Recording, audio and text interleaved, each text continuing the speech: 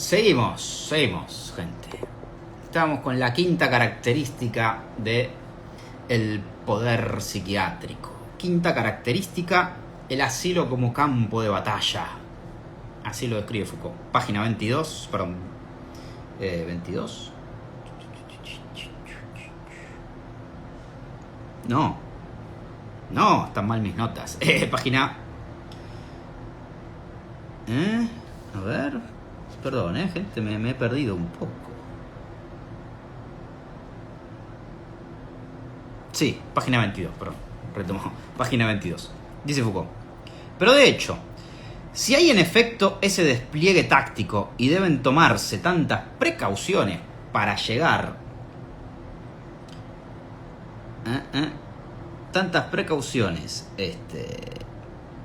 para llegar después de todo a algo tan simple como la observación, se debe muy probablemente a que en ese campo reglamentario del asilo hay algo que es un peligro, una fuerza. Para que el poder se despliegue con tanta astucia, o mejor dicho, para que el universo reglamentario sea recorrido por esa especie de relevos de poder que lo falsean y distorsionan, pues bien, puede decirse con mucha verosimilitud que en el corazón mismo de ese espacio hay un poder amenazante que es preciso dominar o vencer. En otras palabras, si llegamos a una disposición táctica semejante, es sin duda porque el problema, antes de ser, o más bien para poder ser el problema del conocimiento, de la verdad de la enfermedad y de su curación, debe ser un problema de victoria. En este asilo se organiza entonces efectivamente un campo de batalla. Y bien, a quien debe dominarse es, por supuesto, al loco. Hace un momento cité la curiosa definición del loco dada por Fauderer, para quien este es quien se cree por encima de los otros. El loco es quien se cree por encima de los otros. ¿Se acuerdan en esa cita que leímos? De hecho, así aparece efectivamente el loco dentro del discurso y la práctica psiquiátricos del principio del siglo XIX. Y así encontramos ese gran punto de inflexión, ese gran clivaje del que ya hemos hablado. La desaparición del criterio del error para la definición, para la atribución de la locura. Bueno, esa es otra historia que ahora se les cuento. Pero bueno, tenemos entonces que el loco es el objeto al cual, el personaje al que se debe vencer, ¿no? En el sentido que, fíjense, es muy interesante, ¿no? Porque fíjense que este poder psiquiátrico, para Foucault, ¿no? No se expresa en el sentido de, bueno, una operación terapéutica en los términos clásicos, sino que es una lucha, es una batalla, una lucha cuerpo a cuerpo, de voluntad a voluntad, voluntad del médico psiquiatra contra la voluntad del loco. ¿A qué se refiere Foucault con esto del final, no? Esta es la caracterización general, gente. Ahora vamos a ir ya entrando cada vez con más detalle, ¿no? A todas estas cuestiones. Pero, ¿a qué se refiere Foucault con este asunto de el error y la locura? Bueno, estas son unas tesis justamente de historia de la locura. Foucault dice lo siguiente, ¿no? Acá está retomando unas tesis de historia de la locura. Foucault dice que entre los siglos XVII y XVIII, la locura, en los tratados médicos psiquiátricos, sobre todo de la época, era considerada como un juicio no razonable, es decir, se encuentra relacionada al error.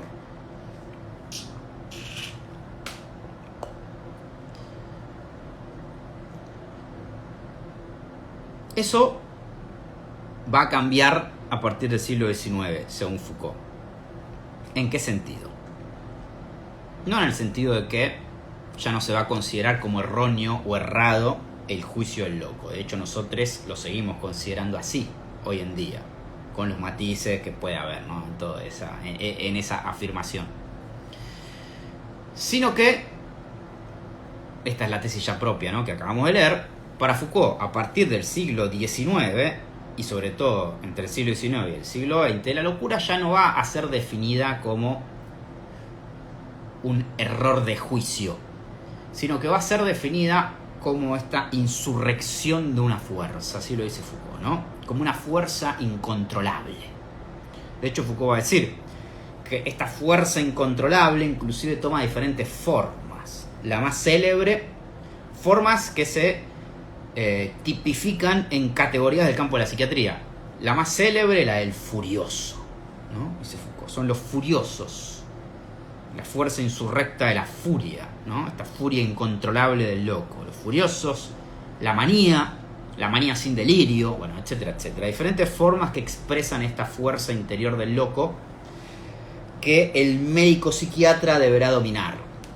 Entonces fíjense que algo interesante, ¿no?, de todo esto, que ya debería empezar a prenderles la lamparita, porque además es un poco la tesis de Foucault, ¿no?, lo que él quiere, digamos, destacar.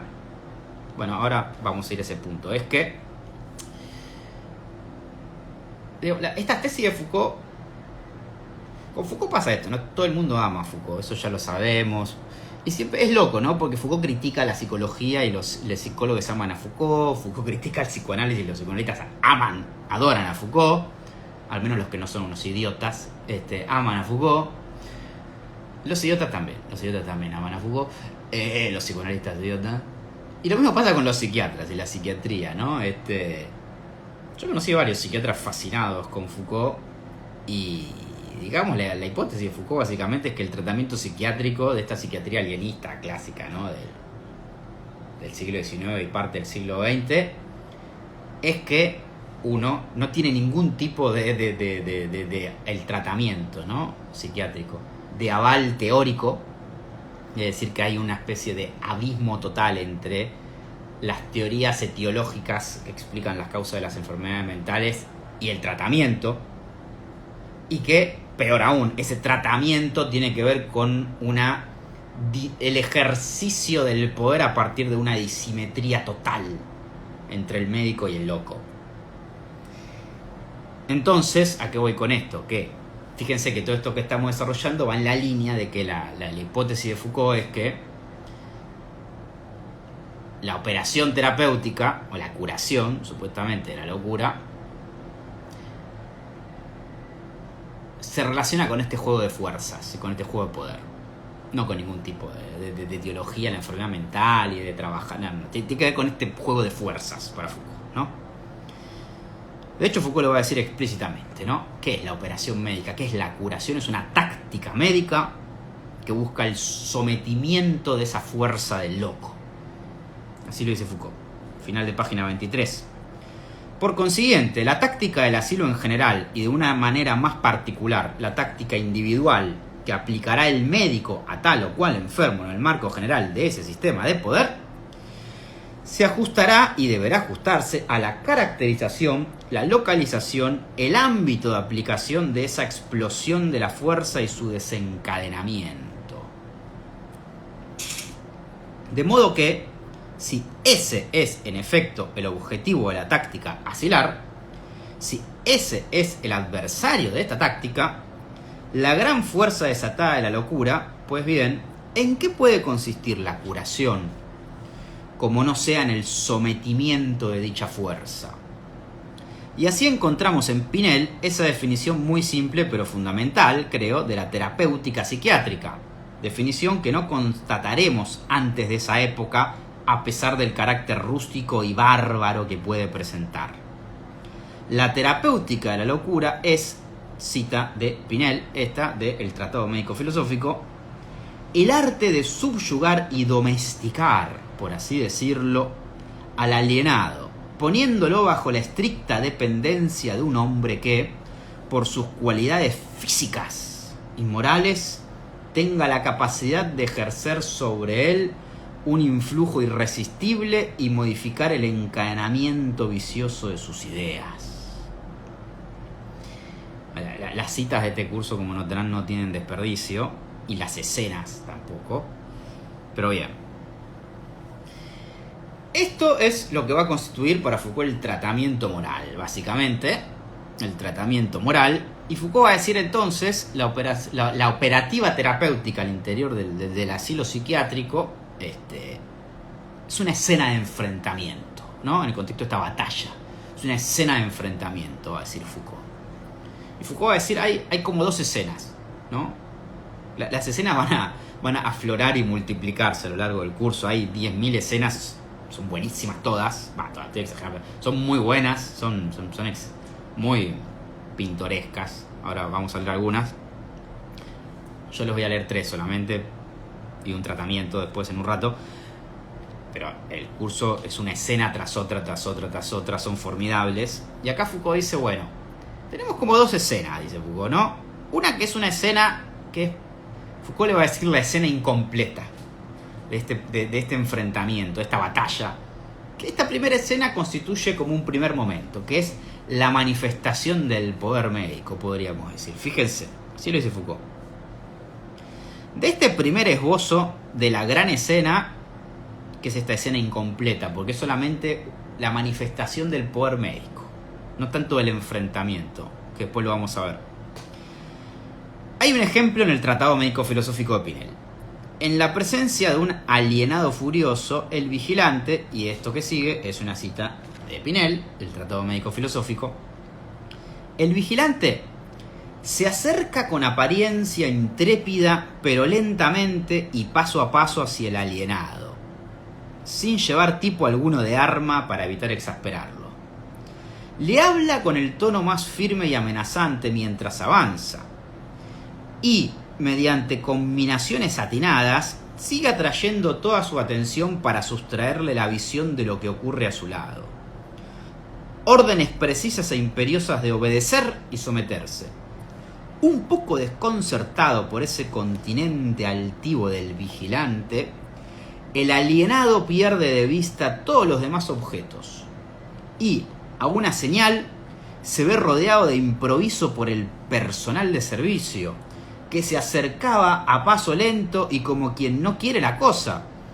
Cada uno de los sirvientes toma uno de los miembros del furioso, uno un brazo, otro un muslo o una pierna.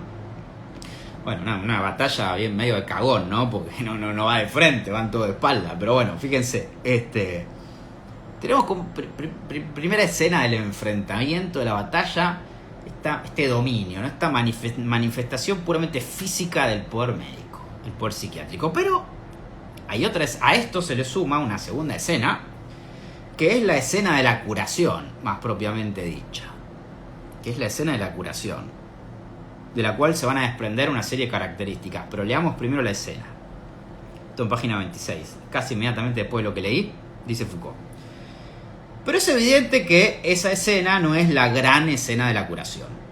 La escena de la curación es una escena compleja. He aquí un ejemplo famoso del Tratado Médico-Filosófico de Pinel. Se refiere a un hombre joven dominado por prejuicios religiosos y que creía que, para asegurarse la salvación, debía imitar las abstinencias y mortificaciones de los antiguos anacoretas, es decir, negarse no solo todos los placeres de la carne, desde luego, sino también toda alimentación. Es decir, es un loco que se niega a alimentarse, a ingerir alimento. Y resulta que un día rechaza con más dureza que de costumbre una sopa que le sirven. Y aquí aparece esta cita de Pinel nuevamente. El ciudadano Poussin se presenta al anochecer en la puerta de su celda. El ciudadano Poussin es uno de los enfermeros. Con un aparato en el sentido del teatro clásico, aclara Foucault, digno de espanto, es decir, para que sea una idea, un enfermero, uno de los vigilantes, no sé si enfermero o vigilante, ¿no? Pero bueno, uno de los enfermeros o vigilantes, seguramente un vigilante, se presenta todo maquillado. Eso es el aparato, quiere decir, ¿no? Todo maquillado, todo disfrazado para representar literalmente una escena adelante del loco. Tomen conciencia de lo que estoy diciendo, ¿no? El tratamiento consta la curación de que el enfermero o el vigilante va a hacerle una escena al loco, disfrazado, maquillado, haciendo una apuesta teatral, ¿no? Dice Foucault. Ojos inyectados, un tono de voz aterrador, un grupo de servidores apiñados a su alrededor y armados con cadenas que agitan con estrépito. Se pone un plato de sopa frente a él, frente al loco, y se lo intima con la orden más precisa a tomarla durante la noche si no quiere sufrir los tratamientos más crueles. Es decir, le hacen creer que está en una especie de Averno, de infierno, al loco. Es un delirio esto, ¿no? Es mucho más delirante lo que hacen los médicos psiquiatras que lo que cree el loco. Pero bueno, lo hacen creer que tiene una especie de realidad infernal y que si no come se va a quedar ahí. El personal se retira y se lo deja en el más penoso estado de vacilación al loco. Entre la idea del castigo que lo amenaza, por esa escena, ¿no? De que si no come se va a quedar ahí en el infierno, y la perspectiva pavorosa de los tormentos de la otra vida. Luego de un combate interior de varias horas, se impone la primera idea y el enfermo decide tomar su alimento. Se lo somete a continuación a un régimen apto para restaurarlo. El sueño y las fuerzas vuelven por etapas, así como el uso de la razón. Y él escapa de este modo a una muerte segura. Durante su convalecencia me confiesa, a Pinel, ¿no? El loco le confiesa, a menudo sus agitaciones crueles y sus perplejidades a lo largo de la noche de la prueba. Es una locura total, pero bueno, es extraordinario, ¿no? A su vez, pero, en fin. ¿Qué conclusiones va a sacar de esta extraordinaria escena Foucault? Va a decir lo siguiente, ¿no? Va a decir primero, fíjense que, se los resumo para no hacerlo tan largo, ¿no? Primero, el tratamiento no tiene que ver con las causas de la enfermedad, ¿no? Esta escena claramente, es una escena, una apuesta teatral, no puede tener un cuerno que ver con ningún tipo de etiología de la enfermedad mental, bajo ningún punto de vista. O sea, que tiene que ver con otra cosa. ¿Con qué tiene que ver? Con el enfrentamiento, va a decir Foucault, de dos voluntades. De la voluntad del loco, de seguir en su creencia loca, de que en este caso, por mandato divino, no debe comer, no debe ingerir alimento. Voluntad del loco contra voluntad del poder psiquiátrico o del médico. Que el médico debe, justamente, tercera característica, es un conflicto. El médico debe tratar de quebrantar esa voluntad del loco. Esto lleva a la tercera característica, que es un enfrentamiento entre dos voluntades, la del loco y la del médico, y a su vez, luego de la escena, un conflicto, un enfrentamiento de fuerzas al interior del propio loco, que es lo que leíamos recién en la cita, ¿no? Que el propio loco ahora se dice, bueno, por mandato divino yo no debo comer, pero recién acá sí me dijeron que si no como me quedo en el infierno. Entonces, bueno, el loco entra en contradicción, ¿no? Hay dos fuerzas opuestas en su interior. Una segunda fuerza instaurada por ese poder médico, que es el que le instaura esa idea, que es igual de delirante o más delirante que la idea principal, ¿no? Del loco. Cuarta característica. El loco terminará por reconocer la falsedad de la creencia. Es decir, en algún punto el loco va a tener que decir, no, bueno, no sé si es que tal vez yo no sea un elegido divino y tal vez deba comer este plato de comida. Quinta característica, lo que aparece al final, ¿no? Cuando Pinel decía que el médico, el loco le confiesa cosas. Quinta característica, la confesión. El loco finalmente, el inicio de la cura de la locura en el tratamiento moral, que es esta locura que estamos leyendo, comienza cuando el loco confiesa su locura. Le confiesa al médico psiquiatra que está loco. Un montón, ¿no? Y faltan un montón de cosas. Otra escena formidable de este curso, y que da cuenta de este funcionamiento del poder médico psiquiátrico, es la celebrísima escena del rey Jorge III.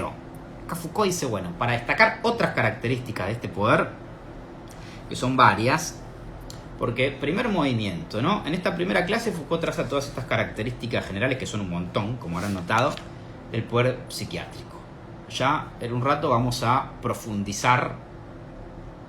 Tenemos dos cosas, ¿no? Ya tenemos el mapa general. Ahora bien, tenemos dos elementos, que es en los que me voy a centrar, sobre todo en el segundo. Por un lado, la disciplina, ¿no? este poder, todo esto que estamos diciendo se sostiene en un orden disciplinario. Segunda cuestión, la operación terapéutica, ¿no? El misterio de la operación terapéutica psiquiátrica. ¿En qué consiste esta batalla que estamos desarrollando un poquito apenas, ¿no? Acá. Bueno, vamos a dejar entre paréntesis, hasta ahí nomás, esa cuestión, para centrarnos, profundizar un poco al menos, en el primer elemento, el del poder disciplinario. Porque para eso, en la clase siguiente del 14 de noviembre del 73, Foucault trae otra escena, que es la del rey Jorge III, que es la que le va a permitir a Foucault en las clases que siguen caracterizar el poder disciplinario. Así que vamos a ver un poco eso. Muy abuelo de pájaro, obviamente, ¿no? Pero vamos a ver un poco eso. Foucault dice, ahora los voy a trasladar, los voy a sacar de Francia y los voy a trasladar a Inglaterra para relatarles la escena del rey Jorge III. Del rey Jorge III. Que también es retomada esta cita esta escena es retomada por Pinel en su Tratado Médico Filosófico, pero estamos en Inglaterra ya, no en Francia. Foucault va a destacar, digamos, esta escena, que ahora la vamos a leer, por dos cuestiones. La primera, que va a ilustrar el pasaje del poder soberano al poder disciplinario. No me voy a meter en el poder soberano porque es un montón, pero primera característica, ¿no? Pasaje del poder soberano al poder disciplinario, con esta escena que ahora vamos a leer. Segunda característica, que es una especie de síntesis brutal de todo lo que estuvimos hablando hasta recién. La condición para la cura es someterse al poder médico. Pero leamos la escena primero. Dice Foucault: he aquí el texto de Pinel, que fue el que circuló en Francia y dio a conocer el asunto. Esta es la escena. Un monarca, Jorge III de Inglaterra, cae en la manía, y para que su curación sea más rápida y sólida, no se pone ninguna restricción a las medidas de prudencia de quien lo dirige. Adviertan la palabra, es el médico. Aclaración de Foucault. Esta es una cita que está en Pinel, ¿no? Por ello, todo el aparato de la realeza se desvanece.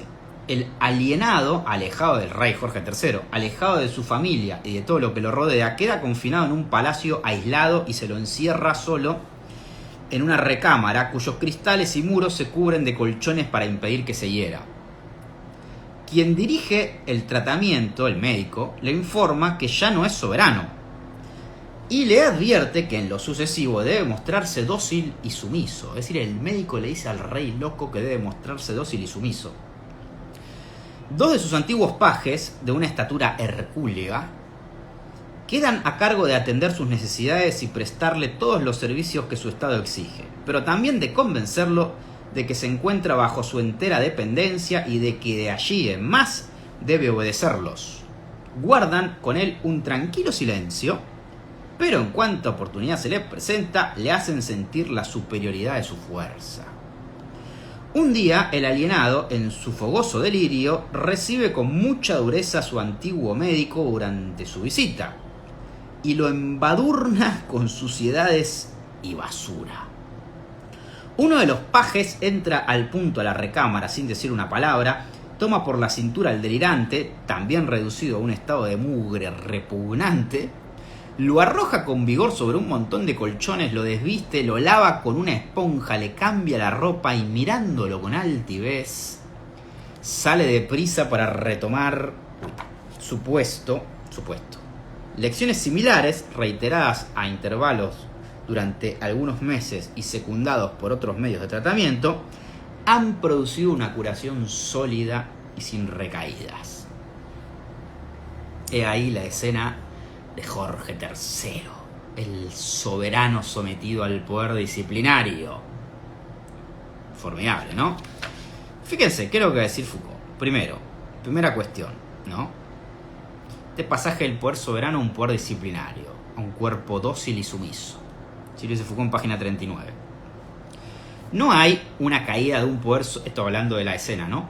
De un poder soberano bajo otro poder soberano, sino pasaje de un poder soberano, decapitado por la locura que se apoderó de la cabeza del rey y descoronado por esa especie de ceremonia que indica al monarca que ha perdido su soberanía, a un poder distinto. Y bien, en lugar de ese poder decapitado y descoronado, se instala un poder anónimo múltiple, macilento, sin color, que es en el fondo el poder que llamaré de la disciplina. Un poder de tipo de la soberanía es reemplazado por un poder que podríamos calificar de disciplina, y cuyo efecto no consiste en absoluto en consagrar el poder de alguien, concentrar el poder de un individuo visible con nombre, sino en recaer únicamente en su blanco, sobre el cuerpo y la persona misma del rey descoronado, al que ese nuevo poder debe hacer dócil y sumiso. Mientras el poder soberano se manifiesta esencialmente a través de los símbolos de la fuerza resplandeciente del individuo que lo posee, el poder disciplinario es un poder discreto, repartido. Es un poder que funciona en red y cuya visibilidad solo radica en la docilidad y la sumisión de aquellos sobre quienes se ejercen silencio. Y esto es, creo, lo esencial de la escena: el afrontamiento, la sumisión, la articulación de un poder soberano con un poder disciplinario. Bueno, bastante claro el asunto, ¿no? Caído el rey, la disciplina médica. Repito, esto es un primer acercamiento de Foucault sistemático, como notarán, a la disciplina. Segunda característica, que les mencionaba también recién. Condición para la cura es que el rey se someta al poder médico. Así lo dice Foucault en página 45, rápidamente. El rey, en este caso Jorge III, solo puede curarse en la escena de Willis o la fábula. Willis es el médico psiquiatra, ¿no? Si lo prefieren, o en la fábula de Pinel, porque esta es una cita que toma de Pinel Foucault, en la medida en que no lo trataron como un rey y fue sometido a una fuerza que no era la del poder real. Recuerden que este es un enfrentamiento de voluntades, y la voluntad del médico, en el caso de la locura, es superior a la voluntad del rey. La proposición "no eres rey" está, a mi juicio, en el centro de esa suerte de protopsiquiatría que intento analizar. No eres rey en el sentido de que recuerden que esta escena comenzaba con el médico psiquiatra Willis informándole a el ex rey en ese momento, Jorge III, que él ya no era rey. Estas son todas unas reflexiones después sobre Descartes y demás que son muy interesantes, pero voy a saltear.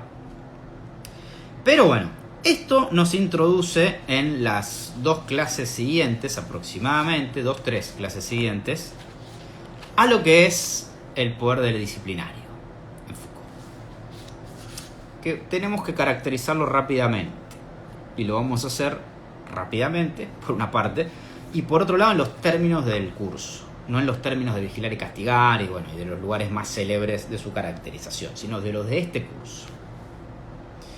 En la clase que sigue, que es la del 21 de noviembre, se comienza con la genealogía del poder disciplinario, ¿no? Así lo titula Foucault, y esto le va a llevar 2-3 clases más o menos. Primera definición que va a dar de este poder disciplinario. Esta es la primera definición formal que pueden encontrar de la disciplina o del poder disciplinario en Foucault.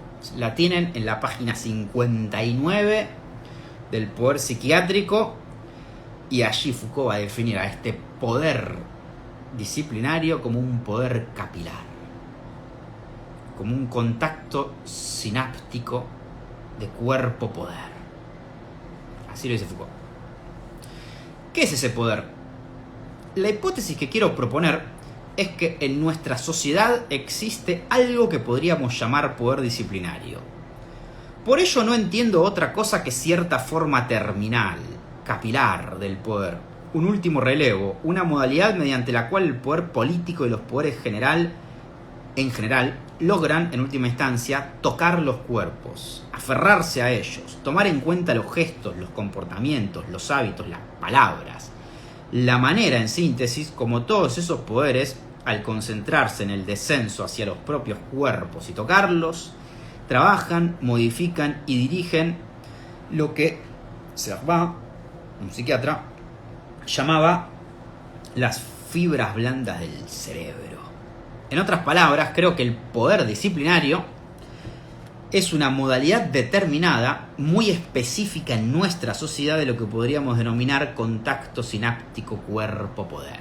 Por eso les decía que, fíjense, la primera definición de la disciplina en Foucault está relacionada a esta cuestión corporal, somática.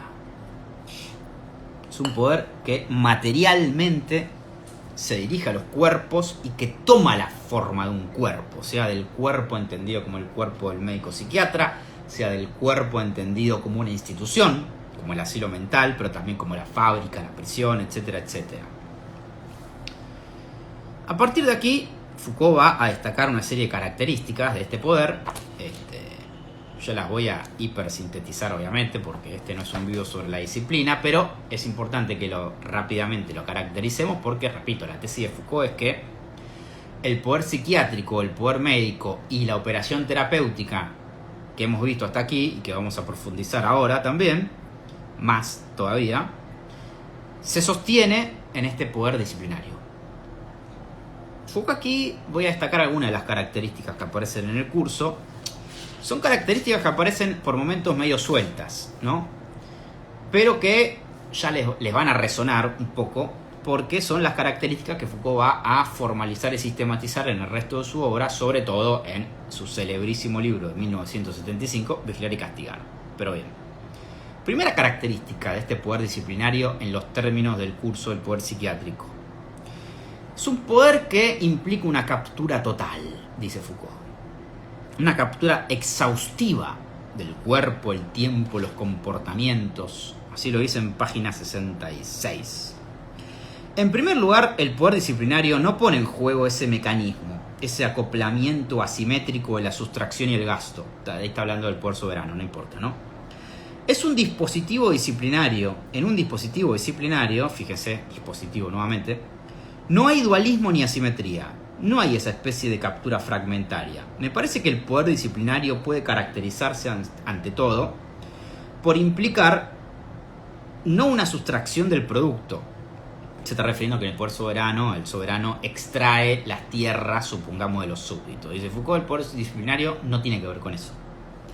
De una parte del tiempo de tal o cual categoría de servicio, sino una captura total. O en todo caso, que tiende a ser una captura exhaustiva del cuerpo, de los gestos, del tiempo, del comportamiento del individuo. Es una captura del cuerpo y no del producto. Es una captura del tiempo en su totalidad y no de un servicio. Esto Foucault lo ejemplifica de manera bastante escueta con la disciplina militar. Pero bueno, los ejemplos podemos remitirnos así como una mención solamente, porque repito, si no nos tenemos que ir muy de tema, pero recuerden todos los ejemplos que aparecen en Vigilar y Castigar, ¿no? De justamente cómo la disciplina es una captura, en los términos de poder psiquiátrico, exhaustiva de el cuerpo del individuo, del tiempo del individuo, es decir, que el poder disciplinario busca obtener un máximo de utilidad de el cuerpo del individuo, del tiempo del individuo, de los gestos del individuo, de los comportamientos del individuo, etcétera, etcétera. Primera característica del poder disciplinario, entonces, en los términos del curso, captura total. Segunda característica, o que tiende a esa captura total. Tiende porque si efectivamente capturara totalmente el cuerpo, el tiempo, los gestos, etcétera, etcétera, entonces no habría poder. Segunda característica. Es un procedimiento de control constante, este poder disciplinario, y que se sostiene sobre todo en la visibilidad, dice Foucault. También esto les debe resonar mucho de Vigilar y Castigar. En segundo lugar, esto en página 67, el sistema disciplinario para funcionar no necesita ese juego discontinuo y ritual, más o menos cíclico, de las ceremonias y las marcas. El poder disciplinario no es discontinuo. Implica, al contrario, un procedimiento de control constante. En el sistema disciplinario, uno no está a la eventual disposición de otra persona, sino perpetuamente bajo la mirada de alguien, o en todo caso, en situación de ser observado. no está en consecuencia marcado por un gesto hecho una vez por todas o por una situación planteada desde el inicio. Uno es visible y está constantemente en situación de ser mirado. Es decir, el poder disciplinario instaura un régimen de visibilidad total. Ejemplo de esto, el panóptico. El panóptico. Tercera característica, esta es más extensa, la sintetizo. Funcionamiento autónomo del poder. Fíjense, página 68. Toda disciplina implica esa especie de molde genético por el cual, desde el punto que no está dado, como la situación insoslayable, sino al contrario, como el punto cero del comienzo de la disciplina, debe producirse un desarrollo tal que la disciplina, funcione sola. Por otra parte, ese funcionamiento permanente de la disciplina, esa especie de continuidad genética que caracteriza el poder disciplinario, ¿quién lo garantiza? No lo hará, por supuesto, la ceremonia ritual o cíclica. Se está refiriendo al ritual soberano. No hay ritual disciplinario en los términos del ritual de la soberanía. Será, al contrario, el ejercicio progresivo, graduado, el ejercicio que expondrá con detalle a lo largo de una escala temporal el crecimiento y el perfeccionamiento de la disciplina. Es decir, la disciplina, estas son como acercamientos, estas características que Foucault las plantea así nomás en el curso, ¿no? Pero que van a tomar su forma mucho más acabada y específica en Vigilar y Castigar.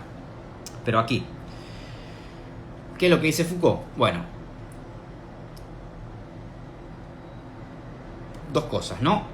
Por un lado, más que pensar en un origen de la disciplina, hay un origen de la disciplina, no en los términos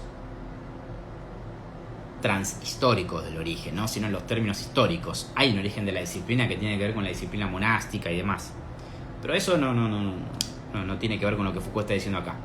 Más que pensar en un origen de la disciplina, dice Foucault, tenemos que pensar que la disciplina es un ejercicio constante cuyo principio y fin forma parte de un continuo constante disciplinario.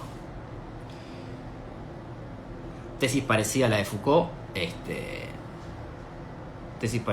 a la de Deleuze de las sociedades de control. Deleuze en las sociedades de control dice, bueno, no hay un principio y un fin del control, es un proceso continuo, desde que nacemos hasta que nos morimos. Bueno, Foucault acá en el curso plantea algo relativamente similar con la disciplina. No hay un origen en el sentido de un momento cero de la disciplina. Es algo en lo cual el individuo está inmerso por históricamente estar situado en una sociedad disciplinaria. Pero, y este es el punto central, ¿no? Ese continuo disciplinario funciona porque la disciplina funciona de manera autónoma. ¿Qué quiere decir? ¿Qué es lo que leímos recién? ¿Qué quiere decir que funciona de manera autónoma? Que no depende de un individuo concreto, a diferencia de la figura del soberano, supongamos, no depende de un individuo concreto para sostenerse y desarrollarse. Ejemplo de esto, el panóptico, nuevamente. La misma disposición arquitectónica del panóptico hace que no sea necesario que haya alguien dentro del panóptico vigilando, sino que el mismo efecto visual y espacial generan en el individuo la sensación de estar constantemente vigilado, aunque no haya nadie en el panóptico vigilando. A eso se refiere con que el funcionamiento es autónomo, aunque hoy hay una disposición, justamente, un régimen visual y espacial, en este caso, que permite el funcionamiento de la disciplina sin ningún sujeto concreto que necesariamente la encarne. La encarna esa misma disposición. Que esa es una idea loca, pero muy interesante, ¿no? Obviamente, todo esto refiere al carácter panóptico de la disciplina y Foucault así lo dice también acá en el curso. Lo dice en la página 73. Dice: para resumir todos estos aspectos del poder disciplinario, que podríamos llamar su carácter panóptico, la visibilidad absoluta y constante que rodea el cuerpo de los individuos, creo posible decir lo siguiente. ese principio panóptico, ver todo, todo el tiempo, a todo el mundo, etc., organiza una polaridad genética del tiempo, efectúa una individualización centralizada, cuyo soporte e instrumento es la escritura, es decir, la constitución de un archivo, e implica una acción punitiva y continua sobre las virtualidades del comportamiento, es decir, un castigo ante cualquier comportamiento que se aleje de la norma, que proyecta detrás del propio cuerpo algo semejante a una psique. Está la famosa tesis Foucaultiana de que en realidad este carácter corporal de la disciplina tiene como fin último algo que no es estrictamente corporal o material, que es la psique, la producción de una subjetividad que toma como medio al cuerpo, pero que a través de el cuerpo busca moldear la psiquis del individuo. Una psiquis normalizada, obviamente. Acá estoy haciendo una síntesis salvaje, pero no errada respecto a lo que sostiene Foucault, porque Foucault sostiene eso. Habría que decir muchas cosas de esto, pero yo creo que es más que suficiente para que nos metamos a el otro gran tema, y el último que vamos a trabajar en este vivo en diferido, que es el de cómo todo esto que hemos mencionado de la disciplina sostiene el funcionamiento del poder psiquiátrico al interior del asilo. Así que nos metemos, que es lo que está en las páginas que siguen, que son sobre todo en las clases principalmente de diciembre en adelante, o todas las clases de diciembre más o menos en el curso, respecto a la operación terapéutica al interior del asilo, ¿no? Que es como todo el mes de diciembre más o menos en el curso de las clases que Foucault dicta allí, que son, no me acuerdo, 3 o 4 de diciembre, que es el segundo tercio que les decía al principio del vivo, ¿no? Que vamos a trabajar. Entonces volvamos al asilo psiquiátrico ahora, que tenemos un breve esbozo de lo que es la disciplina para Foucault en este curso.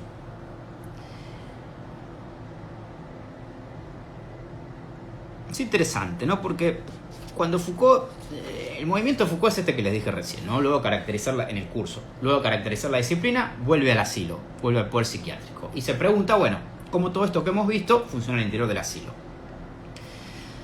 La primera hipótesis de Foucault respecto al asunto es que el propio hospital, el propio asilo funciona como una máquina de curar. Así lo dice Foucault. Que parte de la separación de la familia, podríamos decir muchas cosas respecto a la figura de la familia en este curso, no lo haremos porque nos iríamos por las ramas. Pero el propio Foucault define al asilo como una máquina de curar, similar a la maquinaria panóptica, justamente, ¿no? Así como está la maquinaria panóptica o la máquina panóptica, está la máquina asilo. Lindo, ¿no? Porque es un lenguaje hasta medio duluciano, ¿no? Pero son términos de Foucault. Esto dice Foucault, ¿no? Esto lo dice en página 124, ya en la clase del 5 de diciembre del 73. Dice: Esquirol y la mayoría de sus sucesores, Esquirol es otra figura celebrísima en la psiquiatría francesa, hasta la década de 1860, van a servirnos de bisagra. Durante ese primer episodio de la historia del poder psiquiátrico, ¿qué factores curan en el hospital? ¿Son dos cosas? Bueno, no. En esencia es una cosa. Lo que cura en el hospital es el hospital mismo. Vale decir que la disposición arquitectónica, la organización del espacio, la manera de distribuir a los individuos en ese espacio, el modo de circulación por él,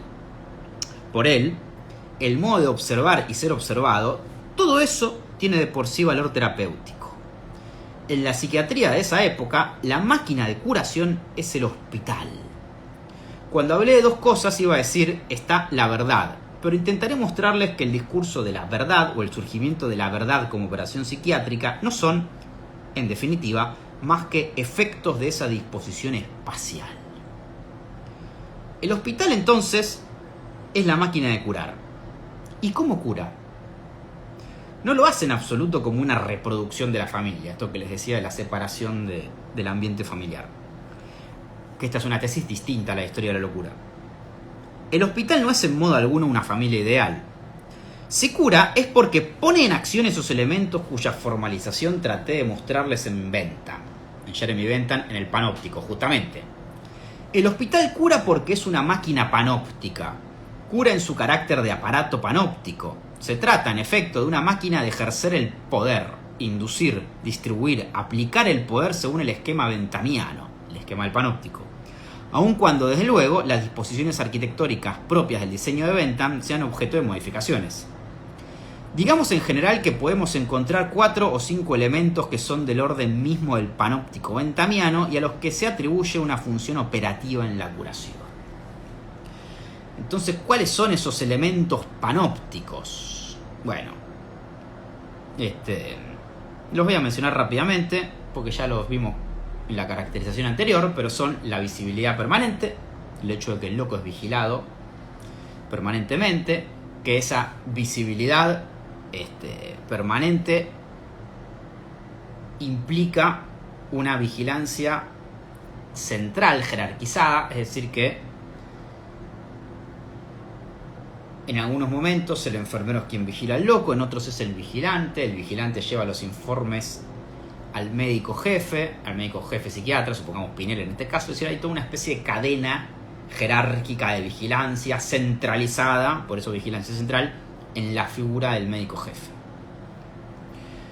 Un principio de aislamiento, en el sentido de que el loco obviamente está encerrado, básicamente, así como el preso está encerrado en la cárcel panóptica, así como el alumno está encerrado en el aula, el loco está encerrado en el asilo. Y el principio del castigo, también lo que leíamos antes, ¿no? Que toda conducta, todo comportamiento, todo gesto que perturbe el orden disciplinario es castigado. Esto del castigo capaz lo podemos leer. ¿Acá estaba o no? No, porque hay unas citas que están buenísimas, pero no están acá, están después. Bueno, con esto pasamos a la última cuestión. La última cuestión de este vivo, que es el de las maniobras de curación. Una parte fascinante del curso, donde vamos a ver cómo específicamente en el tratamiento moral se aplican estos principios panópticos al interior del asilo, según Foucault, ¿no? Según Foucault. Pero bueno, se va a extender un poco más de 2 horas esto. Voy a cortar el vivo acá, así abro un nuevo tercer video. Y en este tercer video vamos a ver las maniobras de curación en el poder psiquiátrico. Y con eso terminamos. No se vayan.